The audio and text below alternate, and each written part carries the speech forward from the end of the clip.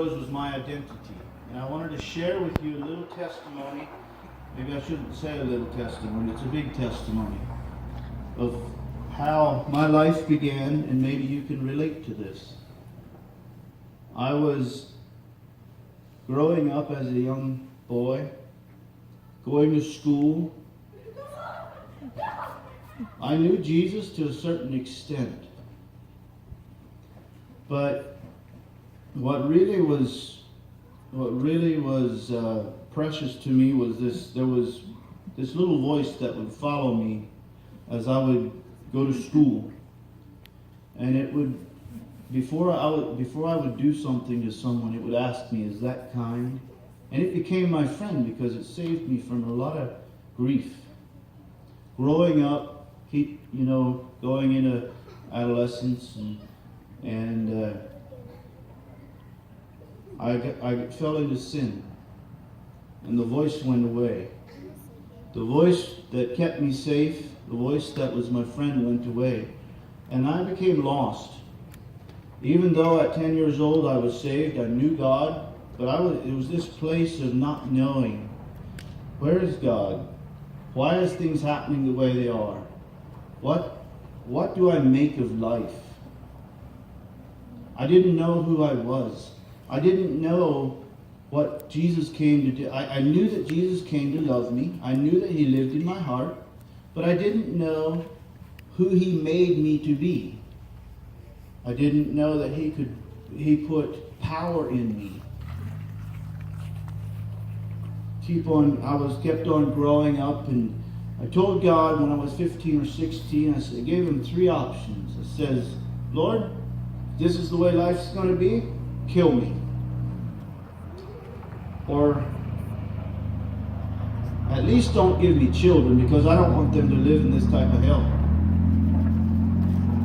The last option was, give me answers.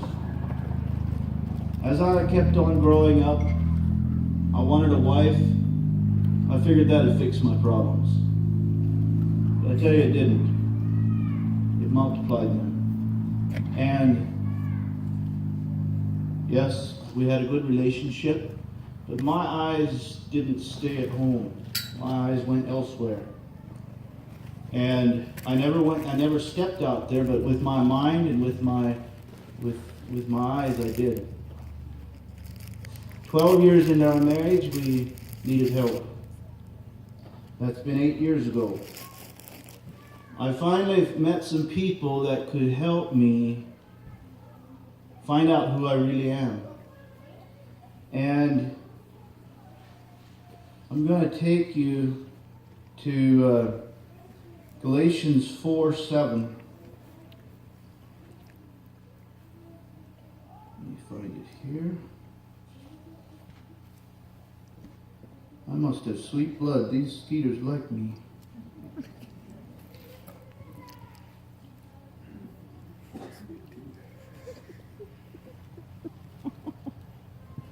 Galatians 4:7.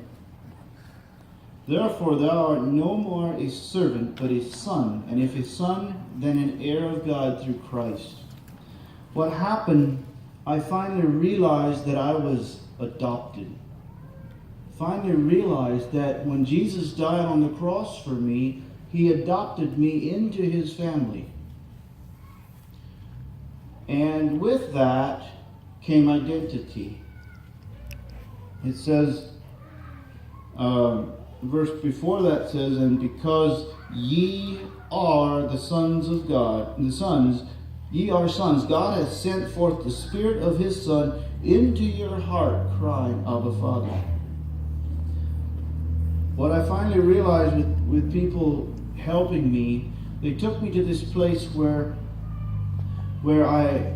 I could recognize that, when Jesus died on the cross, He paid for every sin that I had. I didn't have to do anything.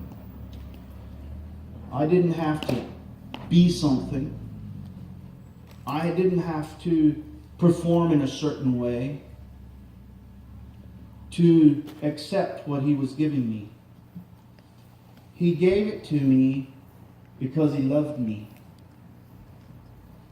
You cannot And I repeat, you cannot be good enough so Jesus accepts you. It doesn't work that way.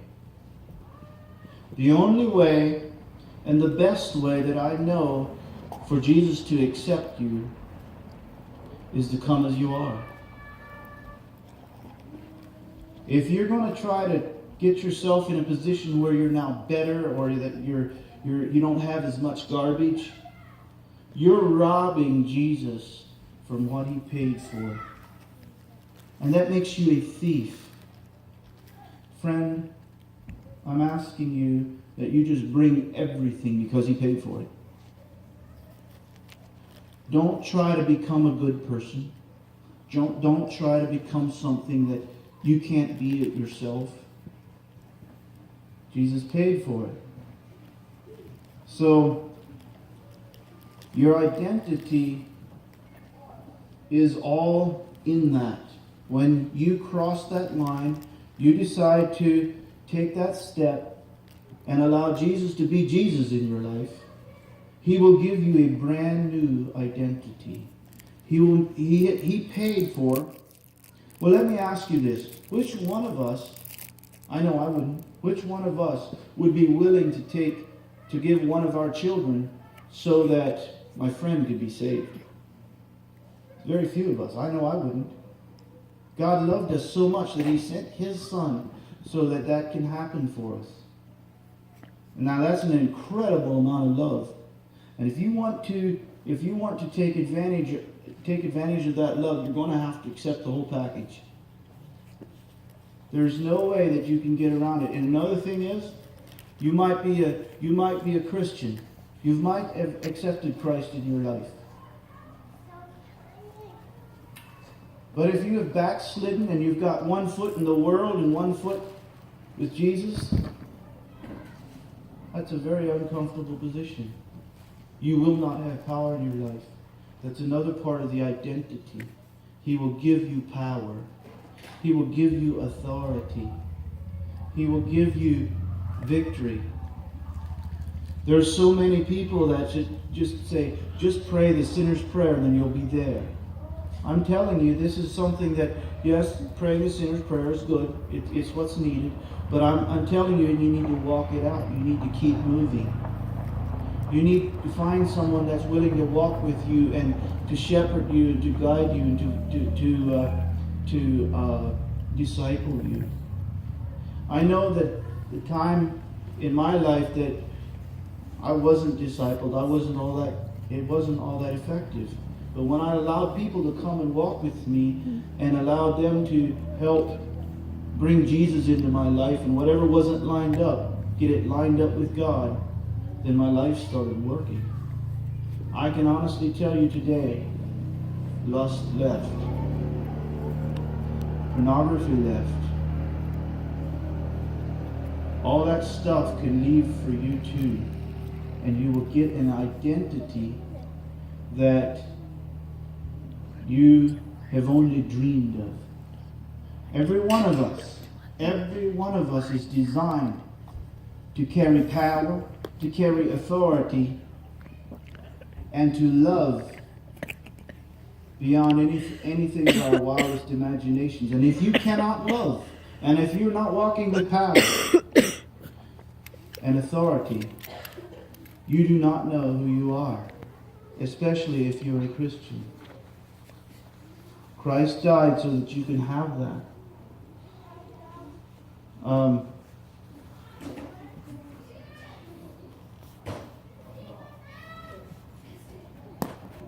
There's another thing I want to read here.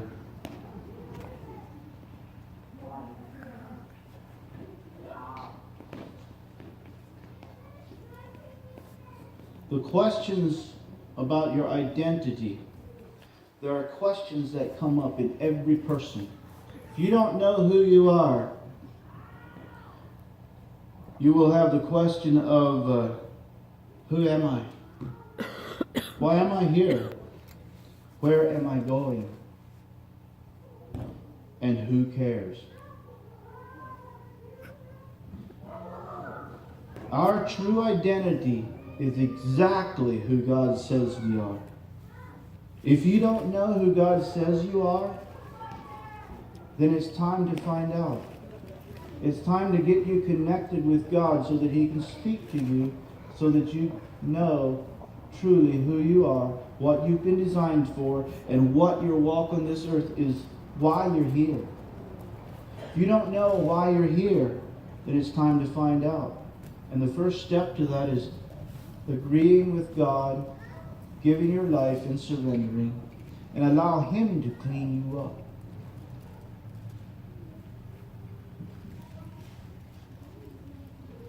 We are who we are because of who God made us and what Jesus did, not because of what we can do. Never what we can do. The only thing that flows out of us is because of what is inside of us. If the devil lives in you, you will manifest the devil. If God lives in you, you will manifest God. And I guarantee you, if you want to manifest God and you accept Him as your Lord and Savior, you will manifest God one way or the other. If not, then we'll need to find out why not and what's blocking you from manifesting God the way He wants to work through you. We are a spirit being having an earthly experience. And one of two worlds is going to use your body. There's no middle ground. It's either God or the enemy is going to use your body. Which do you want? If you want God, then you're going to have to surrender. The devil is not a gentleman. He will come in and use you however he chooses to.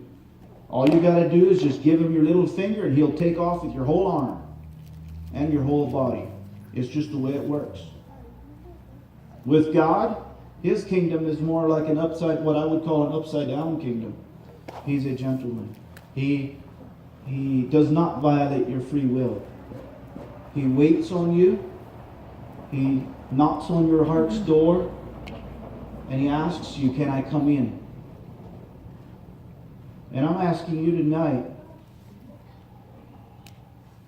knowing that you are designed for power, you are designed for authority, you are designed with a destiny. I'm asking you, do you want that? Do you want to know where you belong? Do you want to be free? Do you want to have power in your life?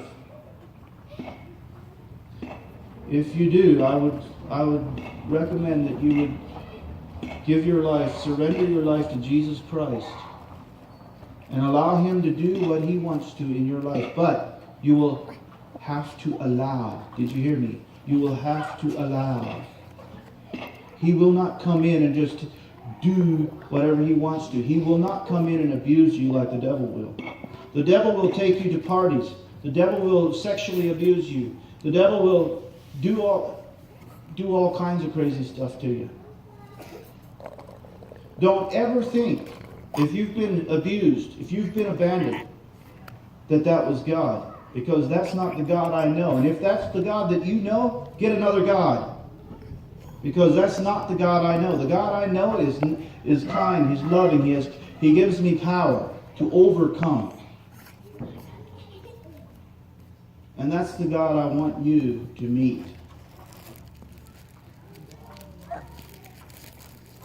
The loving God, the one that cares for you. The one when you're crying holds you in His arms. When you're hurting, He holds you in His arms. And He loves you. He cares about you.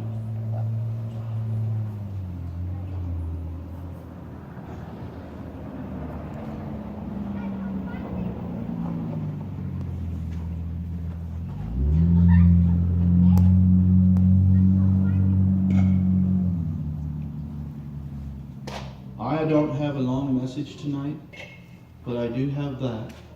And I welcome you. I would love to pray for you. We would love to pray for you. If you want this God that I just shared with you, come up front and we would love to pray for you.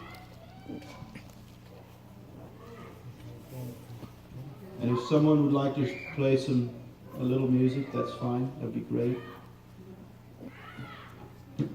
After that, I'm gonna turn it over to Pastor David. But yes, I'm opening up for people to come up and have prayer right now.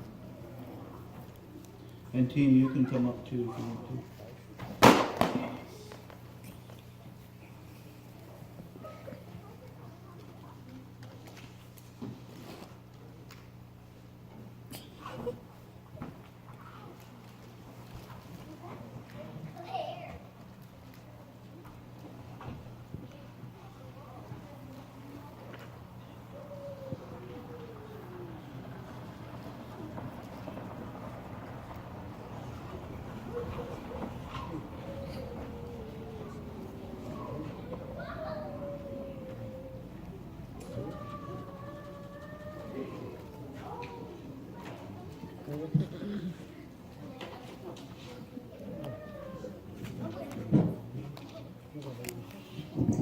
Okay, come to the altar for prayer. Even the young people, come for prayer. They came a long ways to help us. So let's submit. We all need prayer. Just come to the altar. Bring your children. I'm glad that they're here to help us in the community. Amen. They've been praying a lot already for the last 2 nights, and 2 days also, visiting all the elders. And so just come beside those that hear the sound of my voice outside. Come inside, come for prayer. Amen.